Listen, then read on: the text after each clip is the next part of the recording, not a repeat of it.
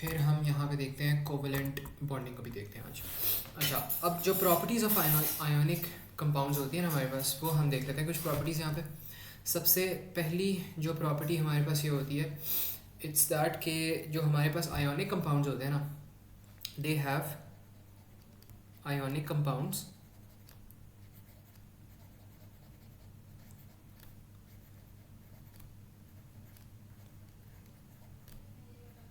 have strong electrostatic forces of attraction.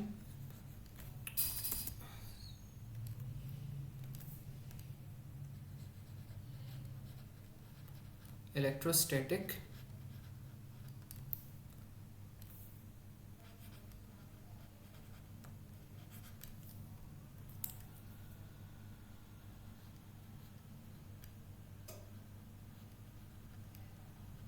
forces of attraction which, या आप कह लो they have the strong electrostatic forces of attraction between ions, या आप कह लो between opposite between oppositely charged ions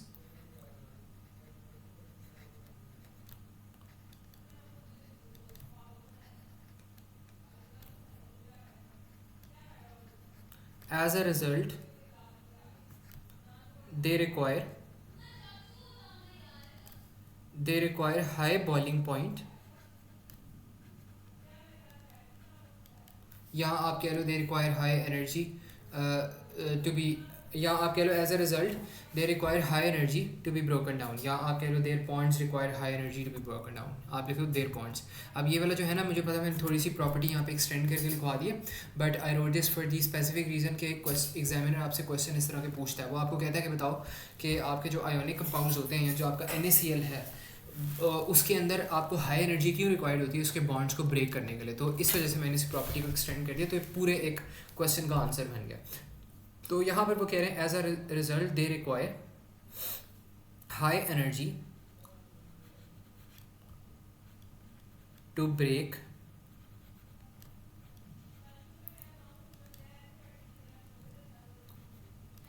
there bonds. ठीक है, तो ये जो यहाँ पर आपके पास है ना प्रॉपर्टी, इसके बारे में आप यहाँ पर लिख सकते हो।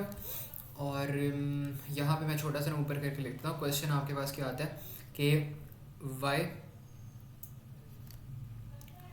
Y do ionic compound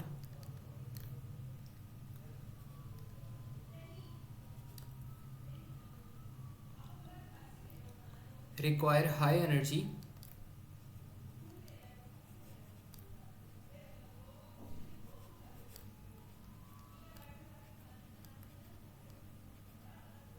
to be broken. ठीक है, तो ये क्वेश्चन वो एग्जामिनर आपसे करेगा।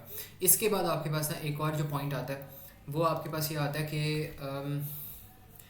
आप कह लो कि आयोनिक कंपाउंड जो होते हैं ना,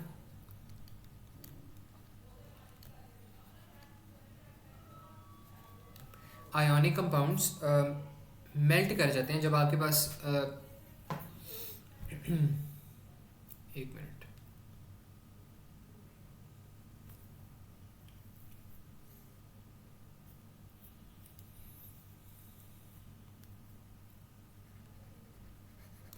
ionic compounds conduct electricity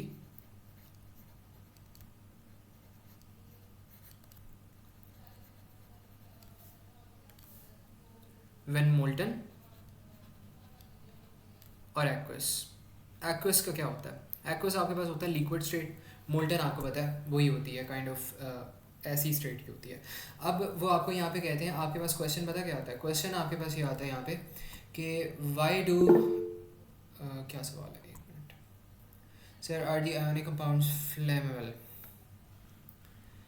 अच्छा, आयोनिक कंपाउंड्स वैसे ऐसी कोई प्रॉपर्टी जो है वो आती नहीं है कि आयोनिक कंपाउंड्स फ्लेमेबल होते हैं कि नहीं। आप खुद सोचो, NaCl हमारे पास क्या होता है? NaCl हमारे पास होता है सॉल्ट होता है, तो सॉल्ट फ्लेमेबल होता है? लगती है आग सॉल्ट को? I do not think so, I don't think so कि उसको आग लग सकती है, बल्कि नहीं होती। I don't think ionic bonds are flammable, because अगर आप सॉल्ट को रखोगे ना, सॉल्ट को आग लगाओ नहीं लगेगी उसको आग, तो मतलब फ्लेमेबल नहीं होते, तो usually they are not flammable. ठीक है, वो कार्बन अगर हो गया, हाइड्रोजन हो गया, वो फ्लेमेबल होते हैं। आपके पास लेट्स सपोज आ जाए, क्या कहते हैं, कार्बन कोई कंटेंट आ जाए, then they can be flammable, but usually they are not flammable, ठीक है, but examiner won't ask you about this. अच्छा, एक ये हमने कंपोनेंट कर लिया, इसके बाद आपके पास एक बस क्वेश्चन आता है इसके ऊपर कि यहाँ पे वो कहता है कि why do ionic compounds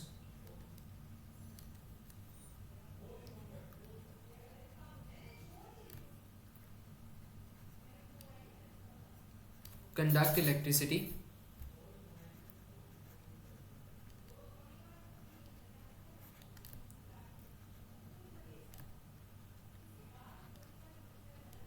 when molten, ठीक है।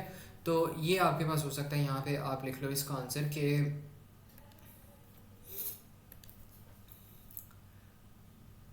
when molten or aqueous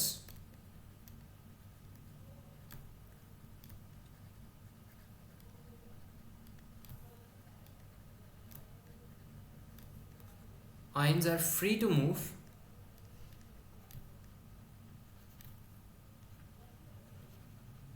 and conduct electricity, ठीक है। तो जब आपके पास आयंस होते हैं, मोल्टन होते हैं, एक्वस होते हैं, तो ions are free to move and they are free to conduct electricity as well. अगर वो कह दे आपको क्वेश्चन में ट्वीक करके कह दे कि why do ionic compounds do not conduct electricity, तो अगर आपने ये लिखना है कि आयंस क्यों नहीं कंडक्ट करते इलेक्ट्रिसिटी, तो तब आप पता है क्या कर सकते हो, तब आप यहाँ पे लिख सकते हो कि when they are solid the ions are fixed together in solid positions and the ions cannot move, they can only vibrate about their fixed positions।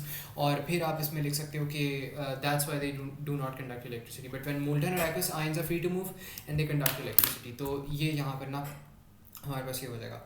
और इसमें वो कह रहे हैं why do ionic compound require high energy to be broken down, ये तो हमने यहाँ पे कर दिया। प्रॉपर्टी जो थी हमारे पास वो थी ions have strong electrostatic forces of attraction. अच्छा, बल्कि ना इसको भी हम ऐसा करते हैं, एक क्वेश्चन के अंदर ही कन्वर्ट में इसको कर देता हूँ, यहाँ पे क्वेश्चन को मैं नीचे लिख देता हूँ। Then further the marks are credited और not, no marks are not credited in that case, because आपके पास जो इलेक्ट्रॉन, हाँ आयंस अगर लिख रहे हो तो फिर आप कर सकते हो, बट अगर आप इलेक्ट्रॉन्स लिख रहे हो ना तो फिर एग्जामिनर मसला कर सकता है। एग्जामिनर कहेगा कि इस ये आपके पास वो है, क्या कहते हैं, इलेक्ट्रॉन्स वैसे हो सकते हैं, बट इसके अंदर जब भी आप whenever you are talking about ionic compounds तो you have to talk about ions specifically, ठीक है। तो ऑलवेज फोकस ऑन आयंस, तो ये चीज़ याद रखना। यहाँ पे आप कह लो ionic compounds have high melting and boiling points, ये इसकी प्रॉपर्टी होगी।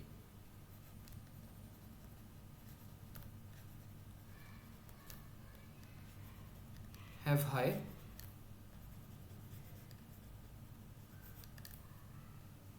Melting and boiling points. तो आयोनिक कंपाउंड्स के क्या होते हैं, हाई मेल्टिंग पॉइंट्स भी होते हैं, और बॉइलिंग पॉइंट्स जो होते हैं वो भी हमारे पास क्या होते हैं, हाई होते हैं। तो दीज आर सम प्रॉपर्टीज़।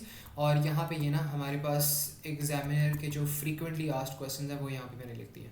तो इसमें किसी को कोई कन्फ्यूजन हो अभी तक या कोई प्रॉब्लम हो तो मुझे बताओ, any question at all.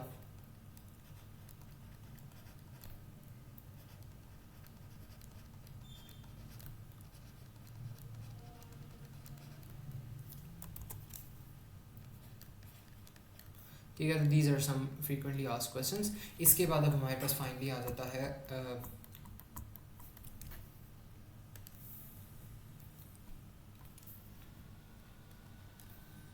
Covalent bonding, ठीक है। तो इसको भी हम देखते हैं।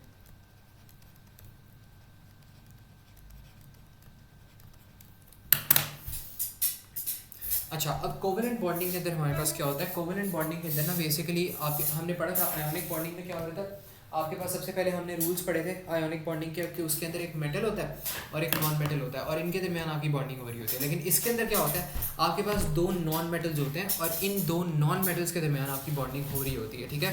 तो this is the major difference that comes up in the sort of questions. तो इसमें हमने देखना है रूल्स वाले सेक्शन में कि सबसे पहले जो हमारे पास यहाँ पे रूल्स है, यहाँ पे मैंने किस तरह लिखा था ऐसे ही, चलो ठीक है। तो सबसे पहला जो यहाँ पे रूल है वो आप ये लिख सकते हो कि in covalent bonding the bonding is done between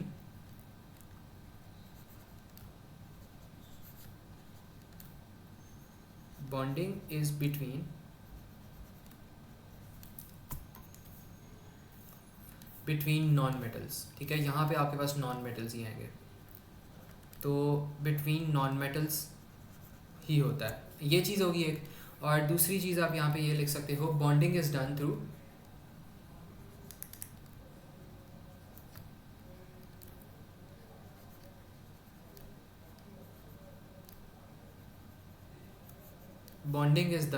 through electron transfer नहीं होता, अब होता है इलेक्ट्रॉन शेयरिंग होती है, ठीक है।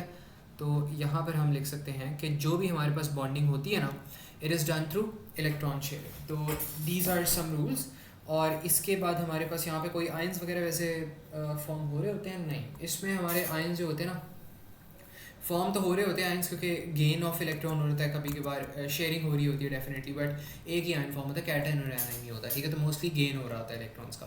तो यहाँ पे हम अगर कॉमन एग्जांपल देखें ना यहाँ पे इलेक्ट्रॉन स्ट्रक्चर की, तो वो भी हम यहाँ पे देखते हैं एग्जांपल। मेक, यहाँ पे मैं लिखता हूँ मेक द कोवेलेंट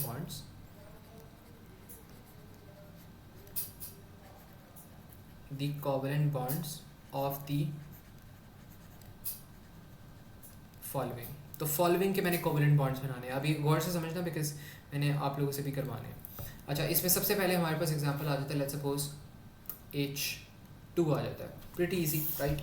इसमें हम क्या करेंगे, यहाँ पर हमारे पास आ रहा है सबसे पहले, let's suppose there is H, और इसमें क्या होता है, इसका जो डेटा होता है, अगर पीरियोडिक टेबल में आप लोग देखो ना, तो H के अंदर सिर्फ और सिर्फ ना हमारे पास एक प्रोटॉन होता है। तो इस बेचारे के अंदर एक प्रोटॉन है, तो आप यहाँ पे लिख लो जो एक इसके अंदर प्रोटॉन आ रहा है ना, वो फिर यहाँ पे ऐसे करके आ जाएगा। तो ये हो गया। और अब आपके पास यहाँ पे ये अनस्टेबल है। अनस्टेबल क्यों है? बिकॉज इसका पहला शेल है, और पहले शेल में हमारे पास कितने एटम्स होने चाहिए? रिक्वायरमेंट क्या होती है हमारी रिक्वायरमेंट होती है कि पहले शेल में एटलीस्ट आपके ना वो हों, क्या कहते हैं, 8 इलेक्ट्रॉन्स, 2 इलेक्ट्रॉन्स हों। यस, तो पहले शेल में आपके 2 इलेक्ट्रॉन्स होने चाहिए, और जो बाकी के शेल रहते थे उनमें आपके कितने होने चाहिए? आपके 8 इलेक्ट्रॉन्स होने चाहिए। तो यहाँ पे 1 इलेक्ट्रॉन इसका है। अब अगर ये एक गेन कर ले, ये गेन कर ले, तो मसला हल हो जाएगा। तो मसला हल आप लोगों ने करना किस तरह है, आप इनकी इलेक्ट्रॉन शेयरिंग करवा दो। आप पता क्या करो, इनको थोड़ा सा करीब लेकर जाओ और इनको कहो कि शर्माए मत और इलेक्ट्रॉन शेयरिंग कर लें।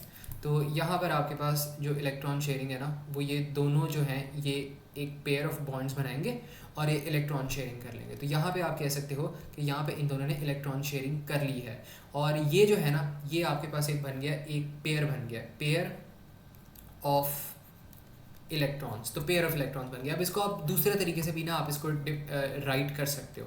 दूसरा तरीका आपके पास ये हो सकता है, आप यहाँ पे लिखो H लिखो, एंड देन यहाँ पे लिखो H लिखो, और इनको एक सिंगल लाइन से ज्वाइन कर दो। जो सिंगल लाइन है ना, ये सिंगल लाइन रिप्रेजेंट कर रही होती है कि 2 इलेक्ट्रॉन शेयर हो रहे हैं। अगर यहाँ पे मैं लिखता आपके पास 2 लाइन्स आ रही हैं, तो इसका मतलब 4 इलेक्ट्रॉन शेयर हो रहे हैं। तो इस वजह से वो इलेक्ट्रॉन काउंटिंग के भी क्वेश्चन आते हैं, उन्होंने इस तरह की डायग्राम बनाई होती है, और वो कहते हैं कि इलेक्ट्रॉन काउंट करके हमें बताओ कितने इलेक्ट्रॉन बन रहे हैं, तो वो आपको बताना पड़ता है। तो इस तरह करके भी आप यहाँ पे लिख सकते हो, बट जो अप्रोप्रिएट वे होता है वो पहला मेथड ज़्यादा अच्छा होता है। Single covalent bond will be formed, yes this is a single covalent bond.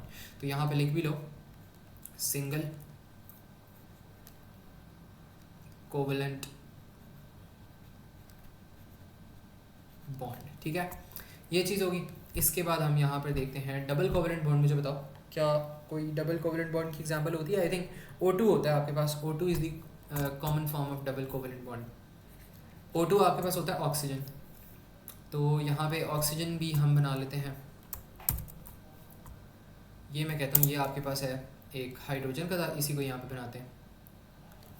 अब इसको आप पता है क्या करो, आप इसको रिप्लेस कर दो O से, एंड देन इसको भी आप रिप्लेस कर दो यहाँ पे, ये क्या हो गया, इसको भी आप रिप्लेस कर दो यहाँ पे ऑक्सीजन से। तो ये सारी चीज़ें आ गई। अब ऑक्सीजन आपके पास होता है ग्रुप 6 के अंदर, राइट। तो इसके अंदर आपके पास आ रहे होंगे 6 इलेक्ट्रॉन्स, 1 2 3 4 5 एंड देन 6, और यहाँ पर आ रहे होंगे उतने ही इलेक्ट्रॉन्स, बट क्रॉस से शो करना है आपने, 1 2 3 4 एंड देन 5 6। अब इसको भी 2 और चाहिए, इसको भी 2 और चाहिए। तो आप क्या करो कि ये जो यहाँ पे इलेक्ट्रॉन्स आ रहे हैं ना, इनकी शेयरिंग करवा लो आपस में। तो इन दोनों इलेक्ट्रॉन्स की ना आपस में ऐसा करो, शेयरिंग करवा लो, और ये आपके पास हो जाएगा डबल कोवेलेंट बॉन्ड।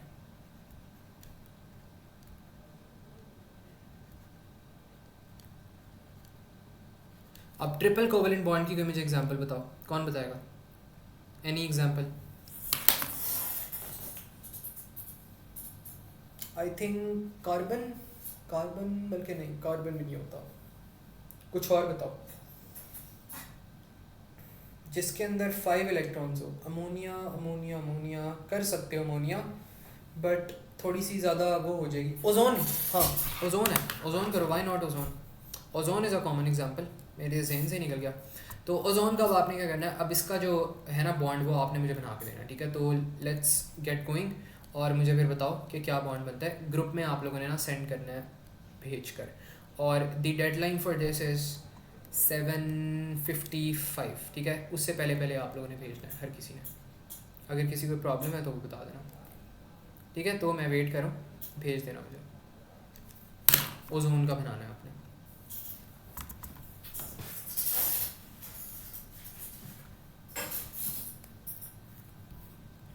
और इसको दोनों तरीक़ों से बनाना है, जिस तरह मैंने यहाँ पे बनाया ना, दोनों तरीक़ों से मुझे शो करना है, ताकि मुझे पता लग जाए कि आप लोगों को दोनों मेथड समझ आएंगे।